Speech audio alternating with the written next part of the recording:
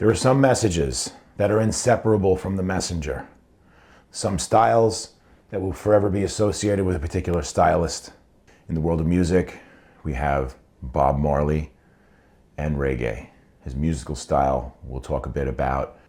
As a lyricist, guitar player, songwriter, vocalist, a revolutionary figure, make him somebody who is a fascinating human being. A little bit about Bob Marley's life.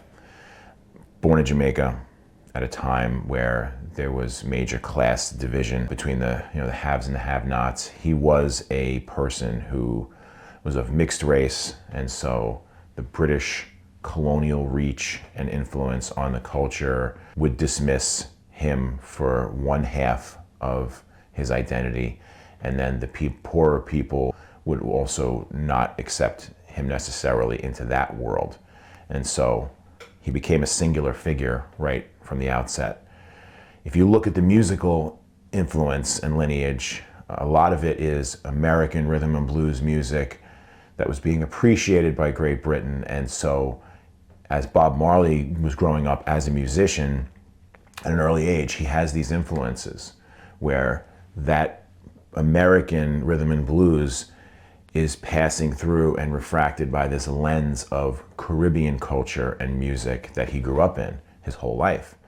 And so what you get are these unique transformations on the other side where your ska music, as it becomes rock steady, and then that further slows down and out comes reggae music, which at the surface, very laid back.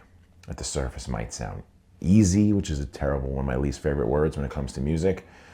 Where the guitar is pushed away from maybe that star hot dog role that it was playing for people like Chuck Berry or other blues artists. You see Bob Marley up front with the guitar, with that Les Paul custom, and you don't necessarily think of them as the Wailers. If you could disconnect that and listen fresh, and listen to Aston Barrett, who's a bass player, he's incredible. He is ducking out of the way of the drums. We always think of the drums as being, lit and bass on your ones and threes. That's a very traditional, like, rock and roll paradigm. Here, they're occupying completely different spaces.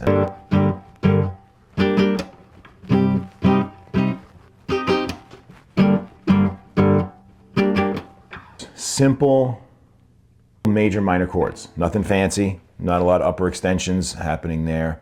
The lead guitar is just basically detailing, decorating each of the parts. Really like lively drums, but nobody here is jumping out and saying, hey, listen to this. Even in those spots where there's those breaks after the pentatonic walk down, after that, there's that, maybe little breaks and rhythm fills.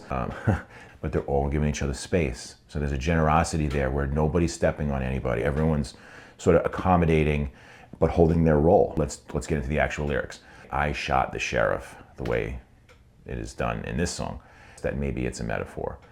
And if you listen to Bob Marley's interviews on this song, he says it was not a sheriff. It was about wickedness, and as personified by a single character in the song. I think it's interesting that the whole long chorus there, that I shot the sheriff, but I didn't shoot the deputy, there's no rhyming in there. It's wordy. I love how he breaks deputy, the way he breaks other words in other songs, where he kind of like separates the syllables. The best of all time Hall of Fame example would be from I Don't Want to Wait in Vain, and he takes the word feasible. Love that. So awesome. And so, and so the rest of the lyrics, I try and generalize it in my mind and think about being under the yoke of oppression, being treated as an exploited country from an outside power. Incredibly autobiographical moments of giving you an idea of what it was like to be poor and to be, cobbling together whatever you could to have celebrations, to have, sense of community and pride. When he mentions, to me, the most profound lyrics are, a bucket above a well, and someday the bottom is going to fall out. Someday, it says it twice, the bottom will fall out. And that's just like, if you look at any of the oppressive forces in the world, The oppressor doesn't get to choose the day that they are deposed or expelled from the country that they are exploiting.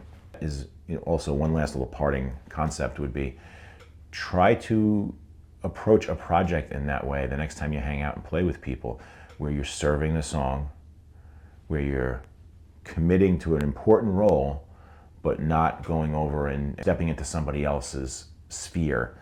Let the rhythm be the rhythm, let the bass be the bass, the keys be the keys, the vocalist and the guitar players, you know, giving each other space. And in doing so, sometimes it's much greater than the sum of its parts. And if you had flattened it out and just let everybody play in a traditional arrangement, there's nowhere near the same firepower. And probably it's not a song we'd be talking about decades later. Have fun. See you on the next one.